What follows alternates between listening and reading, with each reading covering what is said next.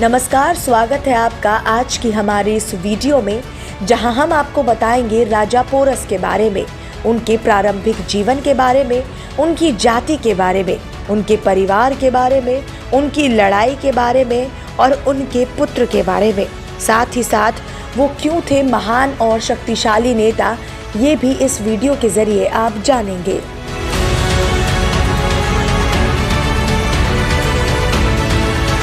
राजा porous का राज्य पंजाब में झेलम से लेकर चेनाब नदी तक फैला हुआ था। वर्तमान लाहौर के आसपास इसकी राजधानी थी, जिनका साम्राज्य पंजाब में झेलम और चिनाब नदियों तक और उपनिवेश हाइपसिस तक फैला हुआ था। पोरस ने हाइडेस्पेश की लड़ाई में अलेक्जेंडर ग्रेट के साथ लड़ाई की। पोरस का साम्राज्य विशालकाय था। महाराजा पोरस सिंध पंजाब सहित एक बहुत बड़े भूभाग के स्वामी थे। पोरस का साम्राज्य झेलम और चिनाब नदियों के बीच स्थित था। उल्लेखनीय है कि इस क्षेत्र में रहने वाले खोखरों ने राजपूत सम्राट पृथ्वीराज चौहान की हत्या का बदला लेने के लिए मोहम्मद गौरी को मौत के घाट उतार दिया था। पोरस अपनी बहादुरी के लिए विख्यात था। उसने उन सभी के समर्थन से अपने साम्राज्य का निर्माण किया था जिन्होंने कुक रायनों पर उसके नेतृत्व को स्वीकार कर लिया था। जब सिकंदर हिंदुस्तान आया और झेलम के समीप पोरस के साथ उसका संघर्ष हुआ, तब पोरस को कुकियार्नों का भरपूर समर्थन मिला था। इस तरह पोरस उनका शक्तिशाली नेता बन गया। सिंधु और झेलम को पार किए बगैर पोरस के राज्य में पैर रखना मुश्किल था। राजा पोरस अपने क्षेत्र की प्राकृतिक स्थिति, भूगोल और झेलम नदी की प्रकृति से अच्छी तरह से वाकिफ थे। महाराजा पोरस सिंध पंजाब सहित एक बहुत बड़े भूभाग के स्वामी थे। पुरु ने इस बात का पता लगाने की कोशिश नहीं की कि यवन सेना की शक्ति का रहस्य क्या है। यवन सेना का मुख्य बल उसके द्रुतगामी अश्वराही तथा घोड़ों पर सवार फुर्तीले तीरंदाज थे। इतिहासकार मानते हैं कि पुरु को अपनी वीरता और हस्ती सेना पर विश्वास था, लेकिन उसने अलेक्जेंडर द ग्रेट को झेलम नदी पार करने से नहीं रोका और यही उसकी भूल थी। लेकिन इतिहासकार ये नहीं जानते कि झेलम नदी के इस पार आने के बाद अलेक्जेंडर द ग्रेट बुरी तरह से फंस गया था, क्योंकि नदी पार करने के बाद नदी में बाढ़ आ गई थी। जब अलेक्जेंडर द ग्रेट ने आक्रमण किया तो उसका गांधार तक्षशिला के राजा आम्भी ने स्वागत किया और आम्भी ने सिकंदर की गुप्त रूप से सहायता की।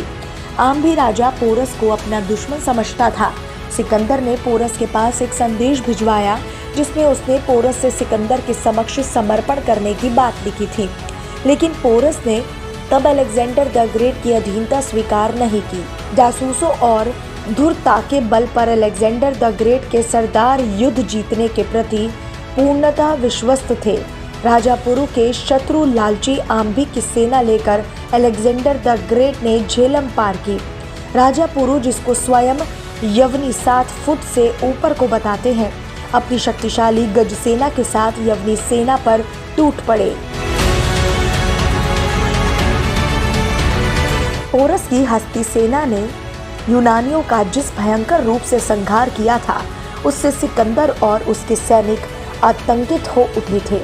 भारतीयों के पास विदेशी को मार भगाने की हर नागरिक के हट शक्तिशाली गज सेना के अलावा कुछ अनदेखे हथियार भी थे, जैसे 7 फुटा भाला, जिससे एक ही सैनिक कई शत्रु सैनिकों और घोड़े सहित घुड़सवार सैनिकों को भी मार गिरा सकता था। इस युद्ध में पहले दिन ही सिकंदर की सेना को जमकर टक्कर मिली। सिकंदर की सेना के कई वीर सैनिक हताहत हुए।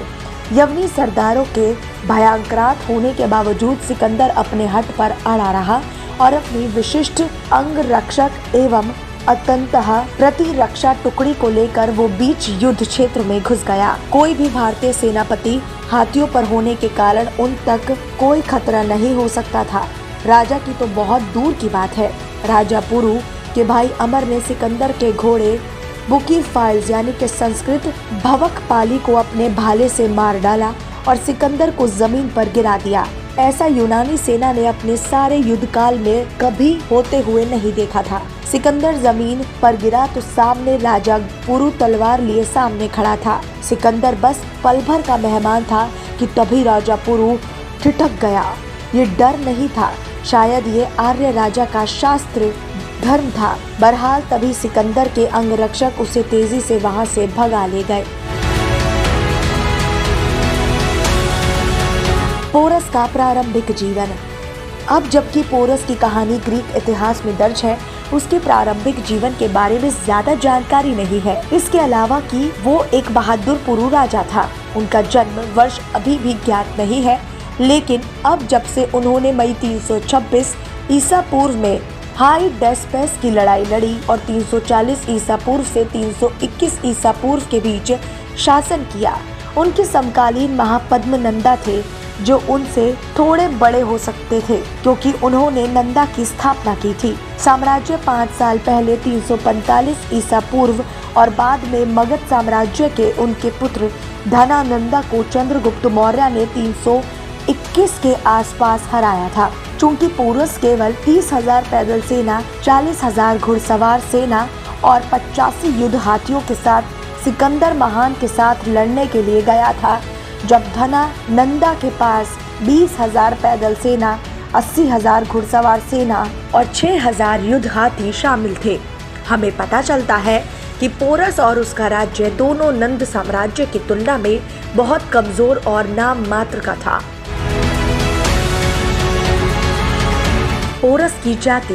पोरस की जाति संबंधित उल्लेख किसी भी ग्रंथ में नहीं मिलता। इतिहास में पोरस तथा अलेक्जेंडर का युद्ध भारत में एक घटना बनकर रह गया, जिसका उल्लेख इतिहास में एक झलक भर है। ऐसी बहुत सारी घटनाएं इतिहास में हो जाती है, परंतु वो इतिहास में लेखकों का अधिक ध्यान आकर्षित नहीं करती। पुरातन पोरस के वंशधारों तथा उसके समान वर्षों से संबंधित लोगों की खोज होनी चाहिए। इतिहास इस विषय में मौन है कि पोरस क्षत्रिय वर्ण में कौन जाति का था। पोरस के नाम के साथ पौरव उपाधि लगाने से ये तो स्पष्ट है कि वो पुरुवंशी था, किंतु जाति की गहराई में जाने के लिए ईसवी पूर्व के इतिहास में पाई जाने वाली जातियों में उसके वंशजों का अन्वेषण किए जाने से जाट क्षत्रिय में आज भी पोर सवाल विद्यमान है, जिनको पोरस के नाम पर अपना पूर्वज होने के लिए आज भी अभिमान है। पौरव शब्द में व हटाकर ग्रीक उस औस जोड़ने से पौरस तथा बदलकर पौरस बना। पौरस में वॉल प्रत्यय जोड़ने पर पौरसवाल अथवा परसवाल बन गया। वाल या वाला का अर्थ है प्रथम शब्द से संबंधित, जैसे कर्णवाल कर्ण से संबंधित है। हाइडेस्पेस की लड़ाई में राजा पोरस और सिकंदर का महान संघर्ष। पूर्व की ओर मार्च करने के लिए सिकंदर पौरव राष्ट्र पर कब्जा करना चाहता था, जिसके कारण हाइडेस्पेस की लड़ाई हुई।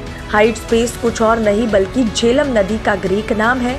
ये युद्ध 326 ईसा पूर्व में दोनों पक्षों की ओर से बड़ी वीरता के साथ लड़ा गया। वास्तव में सिकंदर पूरे पोरस से अत्यधिक प्रभावित दिखे। यही कारण है कि जब पौरवों को मैसेडोनिया की सेना से पराजित किया गया था, तब भी सिकंदर ने पौरस को नहीं मारा, बल्कि उसे अपना क्षेत्र वापस देकर उसे एक सहयोगी बना लिया गया था। इस बहादुरी, साहस और वीरता के कारण ही ग्रीक इतिहास में राजा पोरस को व्यापक रूप से सराहाया गया। हालांकि कुछ इतिहासकार सोच रहे हैं कि सिकंदर पोरस को जीवित क्यों छोड़ेगा, जब वो अपने पूरे जीवन में प्रदेशों पर विजय प्राप्त कर रहा था और किसी से भी नहीं लड़ रहा था। केवल ग्रीक इतिहास में दर्ज ये पूरी कहानी उन्हें और भी संदेहास्पद बनाती है कि शायद इस युद्ध का विजेता सिकंदर नहीं पोरस था। ये केवल एक धारणा है, क्योंकि सिकंदर की घुड़सवार सेना, युद्ध की रणनीति, तकनीक और यहाँ तक कि अनुशासन भी पौरवों से कहीं बेहतर था। इसलिए चाणक्य को प्रेरित किया, जिन्होंने इस लड़ाई को किसी भी युद्ध में जाने से पहले अपनी सेना को भारी परीक्षण देने के लिए एक महान सबक के रूप में लिया। महायुद्ध के दौरान सिकंदर की रणनीति और पोरस की बहादुरी। सिकंदर जानता था कि पोरस जैसे पराक्रमी राजा को हराना इतना आसान नहीं है, इसलिए उसने चालाकी से काम लिया। झेलम नदी के किनारे पर उसने अपनी सेना खड़ी कर दी और ऐसा दिखावा करने लगा मानो वो लोग नदी पार करके रास्ता ढूंढ रहे हो। कई दिन इस तरह बीतने पर पोरस के पहरेदार कुछ कम चौकन्ने हो गए। इसी बीच सिकंदर नदी की दिशा में करीब 17 मील ऊपर हजारों सैनिकों और घुड़सवारों के साथ नदी पार कर गया पोरस की सेना अभी भी यही मान रही थी कि सिकंदर नदी पार करने का रास्ता ढूंढ रहा है, जबकि सिकंदर दूसरी ओर से खुद उनके समीप पहुंच चुका था। अचानक हुए हमले से पोरस की सेना घबरा गई, फिर भी उन्होंने कड़ा मुकाबला किया।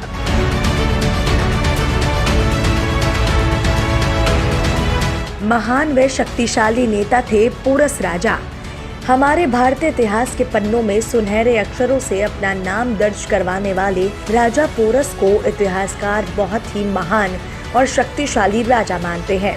इतिहासकारों का ये मानना है कि पोरस एक ऐसा राजा था जिसने कई सालों तक हमारे देश भारत पर होने वाले विदेशी हमलों से हमें बचाया था। बहुत सारे इतिहासकारों में से कुछ इतिहासकारों का ये भी मानना है कि झेलम नदी पर हुए सिकंदर और पोरस के युद्ध की घटना का वर्णन करते हुए पोरस बहुत ही शक्तिशाली राजा थे, जिसने सिकंदर को भी अपनी बहादुरी से रोक रखा था। पोरस राजा को कुछ इतिहासकार स्वार्थी राजा मानते हैं। हमारे देश के कुछ इतिहासकार पोरस राजा को एक महान और शक्तिशाली राजा मानते हैं। वहीं दूसरी तरफ कुछ इतिहासकार पोरस को एक स्वार्थी राजा भी मानते हैं, क्योंकि उन इतिहासकारों का ये मानना है कि वो भारत के अन्य गणराज्य को पोरस के निकट थे। उन पर जब सिकंदर ने हमला किया था तो उस समय राजा पोरस ने सिकंदर की मदद की थी, क्योंकि उसके पीछे उसका राज्य विस्तार का स्वार्थ था। सिकंदर और उन सभी गणराज्यों के बीच जब बहुत ही भयंकर युद्ध हुआ, तब राजा पोरस ने अपनी 20,000 जितनी सेना को भेजकर ये युद्ध में सिकंदर की मदद की थी। इस वजह से कुछ इतिहासकारों का मानना है कि पोरस एक स्वार्थी राजा थे।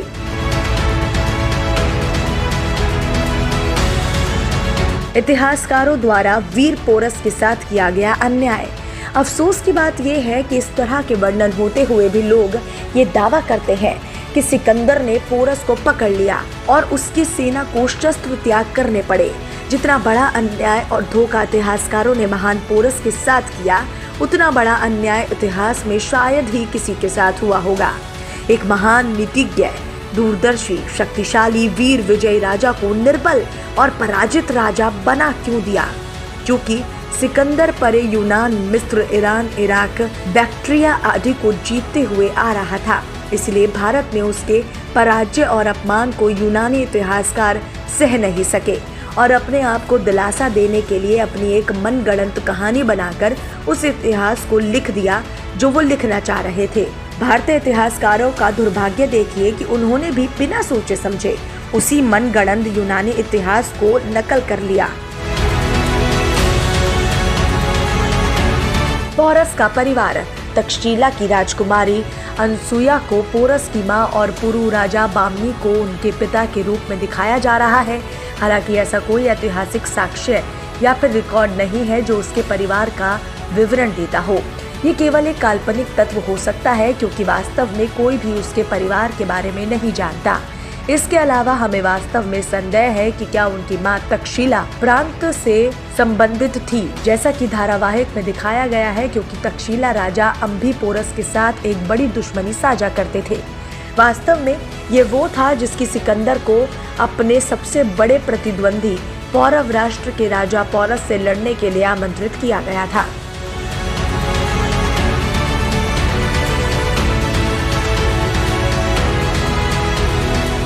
उम्मीद करते हैं आपको ये वीडियो पसंद आई होगी।